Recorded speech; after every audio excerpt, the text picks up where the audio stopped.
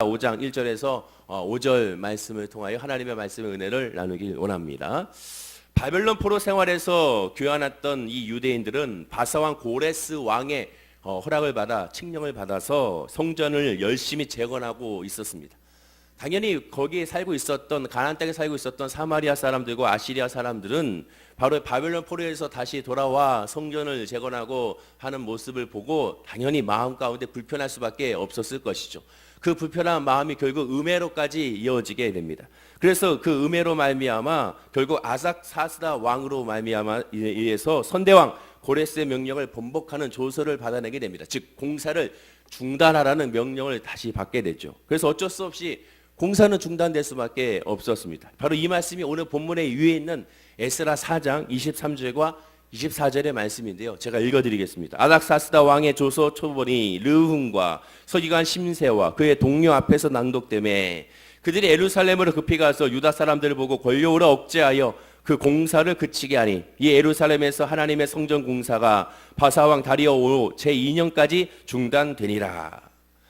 그러나 이렇게 공사가 중단되었으나 그러나 하나님의 은혜와 하나님의 성령의 역사로 말미암아 16년간 중단되었던 공사가 선지자 학개와 스가랴의 예언과 가르침을 위하여 공사가 다시 시작이 됩니다. 그것이 오늘 본문의 말씀의 시작이죠. 자, 오늘 본문 말씀 1절과 2절 말씀을 다시 한번 읽어보겠습니다. 다 함께 읽어볼까요? 자, 시작. 선지자들 곧 선지자 학개와 이또의 손자 스가랴가 이스라엘의 하나님의 이름으로 유다와 예루살렘에 거주하는 유다 사람에게 예언하였더니 이에 스아이디엘의 아들 스룹바벨과 요사닥의 아들 예수아가 일어나 예루살렘에 있던 하나님의 성전을 다시 건축하기 시작하며 하나님의 선지자들이 함께 있어 그들을 돕더니 다시 공사가 재개가 됩니다. 얼마나 큰 은혜가 되겠습니까? 그러나 가만히 여러분들 성경을 묵상해 보면 이상하다는 생각을 할 수밖에 없고요. 뭔가 좀 맞지 않는다라는 생각을 할 수밖에 없습니다. 왜 그렇습니까? 왕의 조서로는 뭐라고 얘기합니까? 공사를 하지 말라고 했습니다. 그러나 지금 이제 선지자의 말에 의하여 선지자의 가르침에 의하여 다시 공사를 이들이 재개하고 있기 때문에 그렇습니다. 그럼 무슨 뜻이냐? 현행법을 어기고 있는 겁니다. 법으로는 하지 말라고 현행법으로는 얘기하고 있는데 자기들끼리 무슨 소리냐? 우리 하나님은 하라고 했다고 하고 자기들끼리는 지금 공사를 재개하고 있는 겁니다. 결국 법을 어긴 것이죠. 공사를 중단하는 아락사스 왕의 조서가 여전히 유효했습니다. 다시 공사를 재개하는 왕의 조서가 떨어져야 칙령이 떨어져야 비로소 공사를 재개할 수 있는 것인데 사실상 지금 그 공사를 재개하면서 왕의 명령에 대해서는 전혀 안중에도 없는 겁니다. 단지 선지자 예언을 듣고 공사를 재개한 것이죠. 그래서 이 말씀을 가지고 오해하고 잘못 적용한 경우가 너무나도 많이 있습니다. 즉 하나님의 은혜만 된다면 법을 어겨도 된다는 아주 위험한 시도를 하고 있는 겁니다. 하나님의 은혜가 되면 우리는 믿음의 사람이니까 세상 법이 먼저 아니라 하나님의 법이 먼저라는 식으로 잘못 오해하고 잘못 해석하는 겁니다. 믿음으로 무조건 나간다고 잘못 오해해서 그런 말미암아 문제가 오히려 일으켜지게 되는 것이죠. 지금도 위험한 시도인데 예전에는 더욱더 큰 위험한 모습입니다. 왜냐하면 그때는 절대 왕정의 시대지 않습니까? 왕의 명령을 어기고 공사를 재개했다면 당장 목이 달아날 수도 있는 그런 상황인 것을 우리가 보게 됩니다. 어둡지 않은 잘못된 신앙의 적용으로 말미암아 숱한 사람들이 잘못된 신앙으로 빠져들 수가 있음을 알아야 되죠.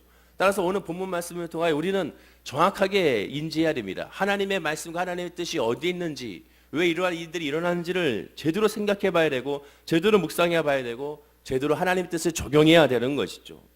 비록 모함이었지만 아락사스 왕의 공사 중지를 요청한 이유가 무엇인지를부터 살펴봐야 됩니다.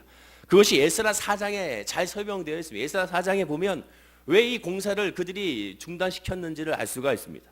에스라 4장 13절과 16절 말씀을 제가 화면을 통하여 읽어드리겠습니다. 이제 왕은 아쉬옵소서 만일 이 성읍을 건축하고 그 성곽을 완공하면 저 무리가 다시는 조공과 관세와 통행세를 바치지 아니하니니 결국 왕들에게 손해가 되리이다. 우리가 이제 왕궁의 소금을 먹음으로 왕의 수치당함을 참아보지 못하여 사람을 보내 왕에게 아뢰오니 왕은 조상들의 사기를 살펴보시면 그 사기에서 이 성읍은 패역한 성읍이라 예로부터 그 중에서 항상 반역하는 일을 행하여 왕들과 각투에 손해가 된 것을 보시고 아실지라.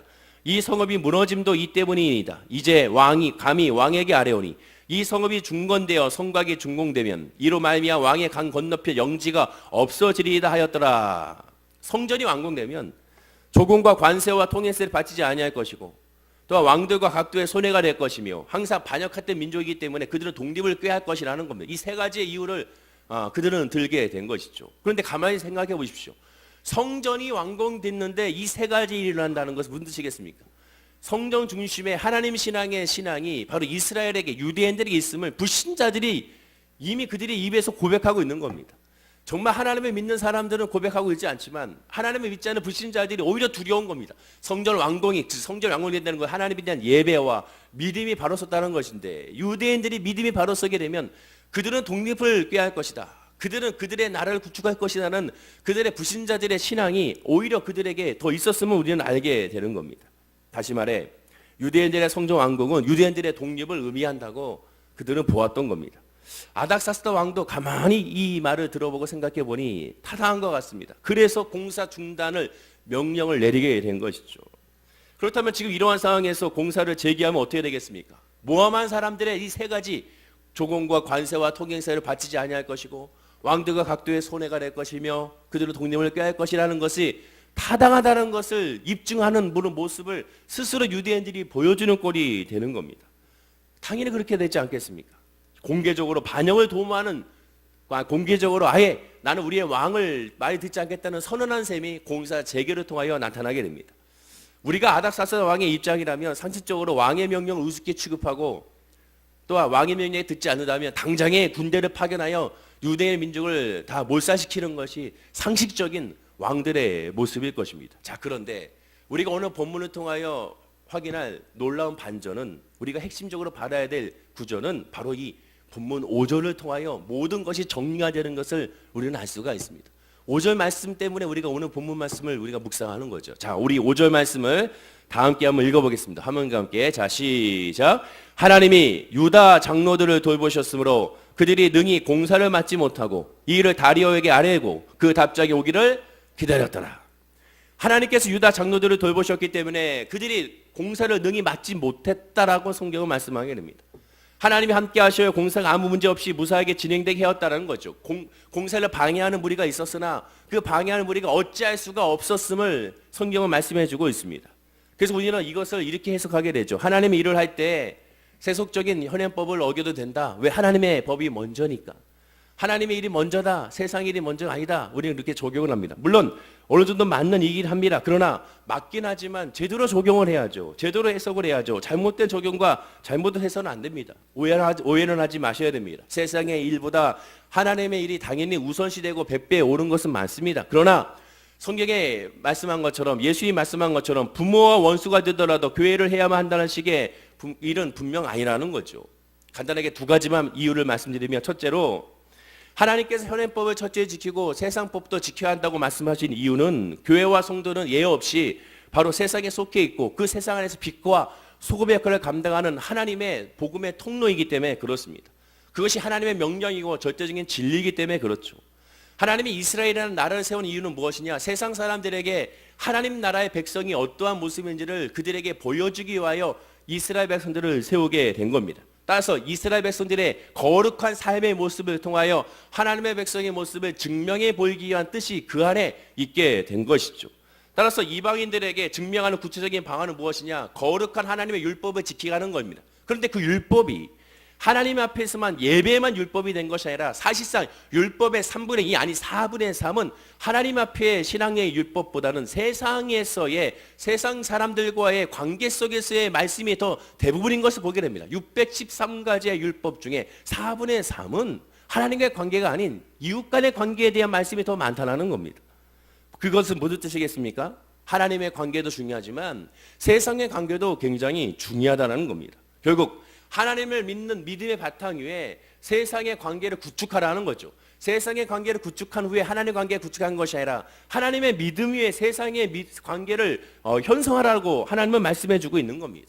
예수님도 말씀한 것처럼 하나님의 것은 하나님 거에게 또한 가이사에는 가이사에게 라고 강조하신 것을 우리가 보게 되는 것이죠. 이것도 무시할 수 없고 저것도 무시할 수 없는 겁니다. 그러나 우선순위가 있죠. 먼저 하나님, 그 다음에 세상인 것이죠.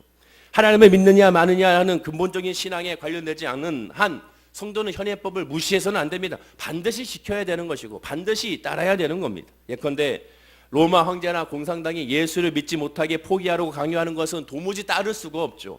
반면에 신앙과 선교의 자유가 있는 한 허용되는 사회에서는 현지에 있는 문화와 관습과 법률과 테두리 안에서 사역을 해야 됩니다.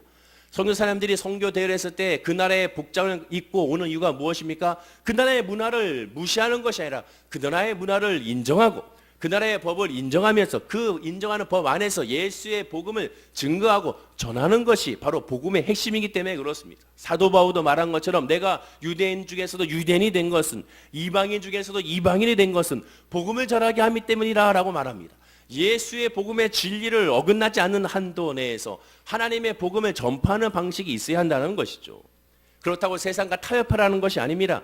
부모가 예수 믿지 말라고 강요하는 것은 아무리 부모라도 순종할 수는 없습니다. 그러나 불신자 부모가 믿음을 가질 수 있도록 오히려 믿는 자녀가 믿음의 본을 보이고 믿음의 십자가의 사랑을 그들에게 보이는 것이 바로 하나님의 사람들의 모습이고 그것이 이스라엘 민족의 모습이 되어야 한다는 것이죠.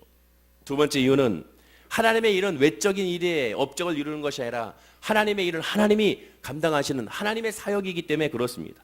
자, 우리 다시 한번 본문 5절 말씀 한번 읽어볼까요? 자, 본문 5절 말씀 읽어보겠습니다. 시작. 하나님이 유다 장로들을 돌보셨으므로 그들이 능히 공사를 맡지 못하고 이를 다리오에게 아뢰고 그 답장이 오기를 기다렸더라. 이들은 공사를 맡지 못하자 다리오에게 아뢰고 그 답을 기다리게 됐습니다. 어떻게 할까요? 자, 이들을 어떻게 처리할까요? 이제 왕이요, 왕께서 해결해 주십시오라고 조서를 보내게 되죠. 그런데 하나님 어떻게 하셨다고 합니까? 유대 장로들을 돌봐주었다고 했습니다. 그렇다고 돌봐주었다고 공사를 방해하지 못하도록 마치 레이저 광선처럼 바리케이트를 쫙 쳐가지고 그들을 아예 접근하지 못하게 했다, 그런 것이 아닙니다. 그들에게 권력이 있고 힘이 있고 무기가 있으나 그것을 감히 사용하지 못하는 그런 놀라운 하나님의 은혜와 권세가 유대인들에게, 장로들에게 있었다고 성경은 말씀해 주고 있는 겁니다. 주변의 방해 세력이 죽은 것이 아닙니다. 여전히 시퍼렇게 살아 있습니다. 시시탐탐 노리어서 그들을 어떻게든 방해하려고 늘 그들을 바라보고 있었습니다. 공세에 방담을 사는 사람들이 어마어마하게 많았습니다. 그러나 하나님의 사역은 하나님의 방식으로 하셨던 것이죠. 어떤 방식이었습니까? 그 과정이 오늘 본문에 나와 있는 겁니다. 선지자 학개와 스가랴더러 이스라엘에게 성전과 성벽을 재건하라고 가르치는 일을 먼저 했습니다. 즉 하나님의 말씀이 그들에게 임하게 먼저 했습니다. 그 다음에 정치 지도자들인 오늘 본문에 보면 스룹바벨과 예수아가 그 가르침에, 그 말씀에 순종하여 공사를 이끌도록 행동하게 됩니다. 즉 모세는 기도하고 여호수아는 싸웠었던 것처럼 스가랴와 학개는 하나님의 말씀을 가르치고 스룹바벨과 예수아, 여호수아처럼 공사를 재개하는 일에 앞장서게 되죠. 무엇보다도 하나님을 알지 못하고 성전과 직접 관련이 없는 이방인의 총독 이 다뜨데라는 사람이 합리적인 그러한 지혜와 합리적인 모습으로 이러한 모든 상황을 그의 왕에게 그대로 다 보고하여 이것에 대한 것을 선처를 호소하게 됩니다. 즉 예전에 왕이 봤던 왕의 조서를 살펴보십시오. 이스라엘 민족의 어떠한 모습으로 이러한 성전을 건축하게 했는지 선대 왕의 그 조서를 한번 살펴보기를 원하나이다라고 이방인의 총독 다뜨네가 바로 왕에게 호소를 하게 된 겁니다. 그 말씀이 6절 이하에 나오게 되죠. 그리고 다리오 왕은 선대 왕이 고레스의 조서를 찾아 읽고는 다시 성전을 재건하는 것을 허락하는 조서를 내리게 됩니다. 결국 가만히 보십시오.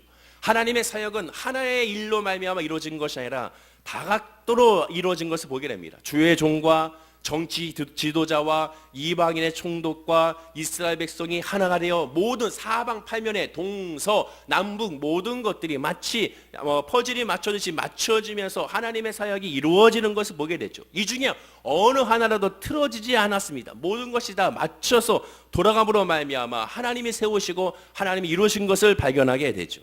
하나님의 일의 본질은 현행법을 무시하고 나가는 것이 아니라 모든 상황을 다 다각도로 하나님께서 열어주신다면 하나님이 알아서 이끄신 것을 보게 됩니다. 하나님께서 막지 못한다면 하나님의 일을 누가 막을 수가 있겠습니까? 하나님이 하시는 것은 어느 누구도 막을 수가 없죠. 하나님이 못하게 하면 어느 누구도 그것을 뚫을 수가 없는 겁니다. 지금 이 상황이 마찬가지죠. 하나님이 하시고자 작정했기 때문에 이 일이 가능한 것이지, 만약에 하나님께서 안 돼 하면 아무리 노력을 해도 안 되는 겁니다. 하나님이 열어주시자 주의 종과 정치 지도자들과 또한 이방인의 총독과 또한 다리오 왕에 이르기까지 모든 것이 다 맞물려져서 하나님의 성전 재건하는 일에 역사가 나타나는 것을 우리가 발견할 수가 있게 되는 겁니다. 하나님의 일이 본질이 바로 여기에 있는 겁니다. 서로 연합하여 합력하여 선을 이루게 되는 것이죠. 하나님의 역사는 다각도로 이루어지는 겁니다. 어떤 하나의 과정만 보고 이것이 하나님의 뜻이 아니다 할 수가 없는 겁니다. 모든 것을 바라봐야 되는 것이죠. 모든 것을 바라보고 하나님의 역사를 살펴볼 수가 있게 됩니다. 나의 삶 가운데, 여러분의 가정 가운데, 여러분의 직장과 사업장 가운데 하나님의 뜻과 하나님의 은혜를 바라보게 된다면 다각도로 바라봐야 됩니다. 왜? 하나님의 역사는 다각도로 이루어지기 때문에 그렇습니다. 그렇게 이루어졌을 때 마침내 합력하여 선을 이루게 되는 것이죠. 오늘날 교회 건축이라는 이명하에 하나님의 일을 한다는 것에 선양법을 무시하고 법을 무시하며 나가는 경우가 의외로 굉장히 많습니다. 교회는 그렇게 해서는 안 되는 것이죠. 교회에 이득이 된다 하더라도 세상적으로 이득이 안 된다면 교회는 일단 멈춰야 되는 겁니다. 세상적으로 이득이 되고 교회 이득이 안 된다 하더라도 그리고 만약에 그것이 복음에서 벗어나지 않는다면 그것은 추진해 나가야 되는 겁니다. 그러나 세상에 이득은 되지만 교회에 전혀 이득이 안 되고 오히려 덕이 안 되고 주의 복음이 가려진다면 세상에 이득이 되더라도 그것을 멈춰야 되는 것이죠. 모든 것이 다 하나님 중심, 예수 중심으로 나아갑니다. 급할 거 없습니다. 단지 잠깐 멈춰도 상관이 없습니다. 멈춘다고 해서 큰 문제가 발생하는 것도 아닙니다. 결국 하나님의 사역은 하나님이 이루시기 때문에 그렇습니다. 바벨론이 70년이 차야 포로들이 돌아왔습니다. 70년이 차면 돌아온다고 말씀하셨다는 것은 69년이 돼도 돌아오지 않는다는 것이죠. 50년이 돼도 돌아오지 않는다는 것이죠. 75년이 돼서 돌아온 것이 아닙니다. 반드시 70년이 됐을 때 돌아오는 것이죠. 즉 하나님의 때와 하나님의 모습이 있으면 그때 이루어지는 겁니다. 우리는 뭐 하는 겁니까? 기도로 그때를 바라보고 그때를 때를 알 수 있도록 인도해달라고 기도하는 것이 성도의 기도요 예배가 되어야 되는 겁니다. 이 새벽에 우리의 믿음을 진지하게 돌아봐야 됩니다. 하나님의 역사가 이렇게 폭넓게 역사하신다는 것을 알고 있는가? 하나님의 역사가 이렇게 하나님의 모든 과정을 통해 이루어지는 것을 우리가 확신할 수 있는가? 우리의 삶도 마찬가지라는 것을 우리가 알아야 됩니다. 우리의 삶도 여러분의 모든 가정도 우리의 교회도 이 나라 민족도 하나님의 때가 됐을 때 만물로 돌아간다는 것을 우리가 알아야 되는 것이죠. 지금 생각해 보시죠. 지금 6월 12일에 북미 정상회담 또한 남북 정상회담이 이렇게 될 줄 어느 누가 생각했습니까? 올해 이런 일이 일어날 줄 어느 누구도 예언한 사람이 없습니다. 어떠한 지도자도 어떠한 사람도 이런 일이 있을 줄을 누구도 예상하지 못했어요. 일이 진행되려고 하니까 하나하나가 맞춰지는 것을 보게 되죠. 결국 무슨 뜻입니까? 하나님의 역사가 아니면 이룰 수가 없는 것이고 하나님이 이루어진다면 하나님께서 어떠한 상황에 오여도 하나님께 역사하시는 걸 우리가 발견하게 됩니다. 그럼 우리가 해야 될 것은 기도하는 거죠. 하나님의 뜻이 온전하게 이루어질 수 있도록 또한 내가 하나님의 뜻보다 절대로 앞서가지 않도록 또한 하나님의 뜻이라 해놓고 세상의 모든 것을 무시하고 나가지 않도록 영광을 가리지 않도록 오직 복음 안에 예수 안에 있는 나의 모습이 되게 달라고 기도하면 그 믿음 안에서 상상할 수 없는 하나님의 놀라운 은혜와 축복이 오늘 성경의 유대 장로들을 하나님께서 돌보신 것처럼 저와 여러분도 돌보시사 우리를 이끄실 하나님의 열매를 발견하게 될 줄로 믿습니다. 세상의 법을 무시하고 하나님이 먼저라고 불법을 저지르지 않도록 우리는 늘 기도해야 됩니다. 이것은 하나님의 뜻을 알고 행하는 그냥 신앙인이 아닌 하나님의 뜻을 모르고 종교적으로 행하는 종교인이 된다는 것을 우리는 기억해야 됩니다. 우리는 종교인이 아닙니다. 우리는 신앙인이죠. 우리는 예수 믿는 하나님의 자녀입니다. 복음 안에서 살아가는 우리이기 때문에 그 복음으로 승리하는 우리 모든 성도님 되기를 간절히 축원을 드립니다. 기도하겠습니다. 아버지 하나님, 어떠한 상황에서도 하나님의 뜻과 계획 안에 있으면 하나님이 이루신다는 것을 기억하게 하여 주옵소서.